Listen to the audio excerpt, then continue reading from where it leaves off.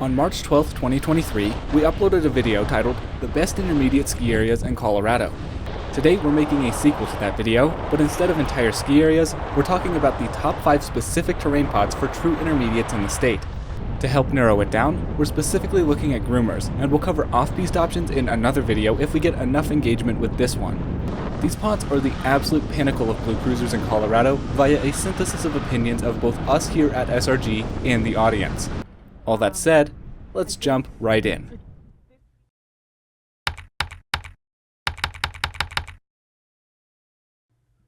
We'll go in no particular ranking order, instead working from the westernmost ski area to the easternmost. That starts us over in Aspen. Now, first off, I'm going to be completely honest here. Across the board, one of the favorites was the Elk Camp pod at Snowmass. However, we don't have any footage for that pod as the lift was on wind closure the most recent time we visited. So, what you're seeing is footage of the Big Burn pod, which is another great blue pod in its own right, but just barely got cut from this video. You'll notice that's a theme throughout. Resorts with 2 good pods, but only 1 good enough to make this list. On the far lookers left of the Elk Camp pod is Bull Run, which is the widest of all of them and has lots of trees throughout, giving it a fun, slight challenge. Grey Wolf is narrower, but is much clearer, and it and Bear Bottom, the next one over, are the straightest of the runs. Bear Bottom and Gunner's View have more of the trees dotted throughout, and Gunner's View has a fun chicane at the bottom. Gunner's is also the narrowest of all the Elk Camp blues, but it's far from cramped. Overall, the widths in Elk Camp are excellent. Sandy Park is fairly wide and has a distinct split in the middle that can be fun. However, it drops you off below the Meadows Bunny Hill, so it's a little bit slow trying to get back up to the Elk Camp lift. The runs in the Elk Camp pod have average slopes ranging from 11 to 13 degrees, which is fairly mild as far as Colorado blues go. Each run in the pod has its own distinct flavor, making this a popular area as far as Snowmass goes. As such, lift lines can get a bit long on peak days. However, in the fall of 2025, Snowmass is attempting to replace the old high-speed quad with a new 6-pack. This should directly increase capacity by having bigger chairs, along with indirectly increasing capacity by being less susceptible to wind and reducing missed loads and unloads due to having longer chair spacing. To get to the Elk Camp pod, you'll want to take the Two Creeks quad from its base, or the Elk Camp gondola from the main base.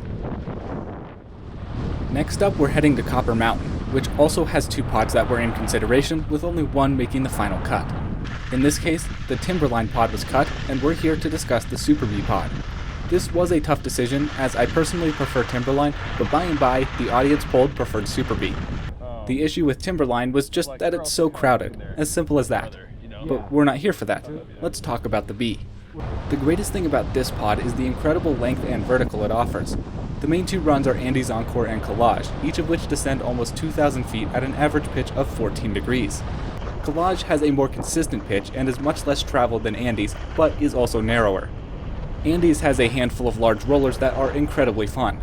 Running from Collage to Andes Encore is West Encore, which is sometimes left ungroomed. On the looker's left side is Oh No, which goes around some of the steepest parts of Andes and is less busy in general. However, Oh No crosses several more advanced runs and is pretty mellow on its bottom half. Other groomers in the Super Bee area include the Black's Formidable and Rosie's Run, whose steepest stretch is near 30 degrees. You can, of course, stay on Andes or Collage all the way down without going down these steeper runs. The primary way to access and lap these runs is the Super Bee 6-pack, although an alternative route is to take American Eagle to Accelerator. Generally, Super Bee doesn't get nearly as bad of lines as Eagle, and overall makes this a very solid pod to rack up those vertical feet. Now let's switch over to a pair of Vail resorts, starting with Breckenridge's Peak 7. Both Peak 9 and Peak 6 were in consideration here as well, but ultimately Peak 7 has better groomers than 6 and is more challenging than 9. The furthest run lookers left is Claim Jumper, which is typically only used to transfer from Peak 7 to Peak 8. However, it is the widest of the runs and has some incredibly fun rollers. It splits and offers the option to return to the base of either Peak 7 via Fort Mary B or Peak 8. The next run over is Pioneer, which is a slow zone top to bottom. For those of you just working up to blues, you'll want to start here. For more experienced skiers, this is one to skip. Swan City, towards the bottom, tends not to have the greatest snow coverage. Pioneer is also one of the most popular runs in the pod, whereas its neighbor Wire Patch is one of the least skied. Wire Patch is one of my personal favorite runs at Breckenridge. It and Lincoln Meadows can be a bit weird to get to since they start by going down an area with lots of natural obstacles in between the 2 lifts. However, they quickly get into the trees and are some of the nicest tree-cut groomers you can find. Angel's Rest and Monte Cristo both get extremely icy due to the number of skiers who use them as a method of getting to Peak 6. In the afternoon, they're a great lap, but they are pretty popular in the morning. To lap all of these runs, one option is the Independence Superchair, which is, admittedly, prone to some massive lines. For wire patch through Monte Cristo, however, you can take the Freedom Superchair, which sees much more modest lines. The ski down from Freedom along lower Monte Cristo is fairly mellow, but also has some fun rollers. Unfortunately, it is also in a slow zone, so you can't air off the rollers. Probably the most controversial inclusion on this list is Keystone's Montezuma pod. Hear me out before you discount it. Montezuma is a much longer lift than this map makes it look, serving almost 1,700 vertical feet. It serves all of the frontside runs from Spring Dipper over to Schoolmarm. And while many of its trails are incredibly popular and or downright dangerous, there are some incredible cruisers here if you know where to look. Spring Dipper is one of the most popular trails on this front side, but has some fun twists and rollers. Its lowermost portion coming back across to the lift is relatively traverse-like, but isn't flat. Whipsaw isn't groomed daily, but that takes us to the start of the really good blues with Jackwhacker. Jackwhacker is accessed by skiing down Flying Dutchman's initial face and then taking a right. Flying Dutchman itself isn't busy compared to Spring Dipper and starts with a nice straight section under the lifts that is absolutely perfect for carving practice. It then dips away to the skier's left and runs through a bit of a gully. Jackwhacker goes off to the right as Dutchman heads to the left. For whatever reason, people seem to just never ski it. You'll often go down the whole length without encountering another person, even on a weekend. And it's not a particularly short trail. Over on the looker's right side of the lift, you've got Frenchman and Irishman, which are each slightly busier than Dutchman and Jackwhacker, but are still much less crowded than your average Colorado Blue. They too offer incredibly long, straight, consistent sections that are a whole lot of fun, averaging around 16 degrees of pitch. The final blue in the pod is Paymaster, which is much busier than all the previous. Paymaster isn't the blue you want to be skiing unless it's your first blue. So with all that said, the middle blues and the Montezuma pod are absolutely fantastic long cruisers where you can often get away from everyone else.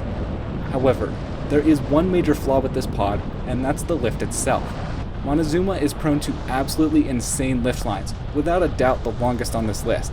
We cover this a bit more in detail in the Insider's Guide, but if it's a long line, a solid option is to continue down all the way to the River Run base and take the Summit Express instead. Yes, it has that flaw, but overall, Keystone's Montezuma pod is a highly underrated blue groomer pod. Alright, the final pod we have to talk about is the number 2 conveyor at Hoedown Hill. Just kidding. We're actually headed to Winter Park to talk about Vasquez Ridge. This entire area comprises one of Winter Park's 7 territories and is composed almost exclusively of blue groomers. Straight off the lift, everyone who doesn't want to ski moguls goes down a ridge that houses some snow fences. These snow fences create some large drifts that can turn into incredible side hits leading up to the split with Stagecoach. Stagecoach, the farthest looker's right run, is by far the steepest of all the blues here. This makes it pretty icy, although it typically isn't too busy due to central tendency bias and edge aversion. This means that almost everyone starts out on its uppermost part of Sundance. That leads to lots of problems, often including icy patches and bare spots even in the core season. The next junction is where Sundance splits from every other blue, and about half of traffic sticks with Sundance, making it by far the busiest of all the blues in the pod.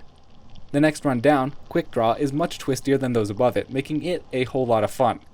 Shootout goes straight down under the lift before turning skiers left with a short pitch down into Big Valley. Big Valley is exactly what it sounds like, and it's fairly flat.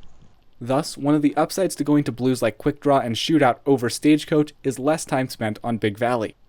While this upper section isn't flat enough to typically require skating, it can still be annoying.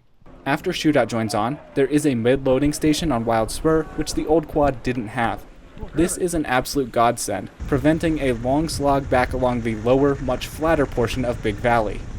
However, the last pitch of Big Valley into the line for the mid-load is fairly uphill, so you'll want some speed coming out of Big Valley, or Shootout if you come from there. The final option as far as the blues go is Buckaroo, which starts off pretty mild along the ridge before steepening into a traditional blue. This takes you back to the bottom of Wild Spur. Wild Spur overall doesn't get as bad of lines as many at Winter Park, although the alternation of chairs between loading at the bottom and the mid can cause lines to move fairly slowly. Of everything on this list, the blues lappable via the Wild Spur mid station are the shortest, but offer plenty of variety and fun between them. Alright, there you have it. According to us and the audience, those are the top 5 blue groomer pods in Colorado. As we have partially mentioned, some that were also considered were Snowmass's Big Burn, Aspen Mountain's Ajax, Vail's Avanti, Breck's Peaks 9 and 6, Copper's Timberline, Granby Ranch's Quick Draw, Steamboat's Sunshine, Telluride's Village and Polar Queen, and Purgatory's Hermosa Park pods. Let us know what your favorite blue groomer pod in the state is down below. If you have any questions, put them down in the comments as well. Thank you all so much for watching. All my love, I'm out.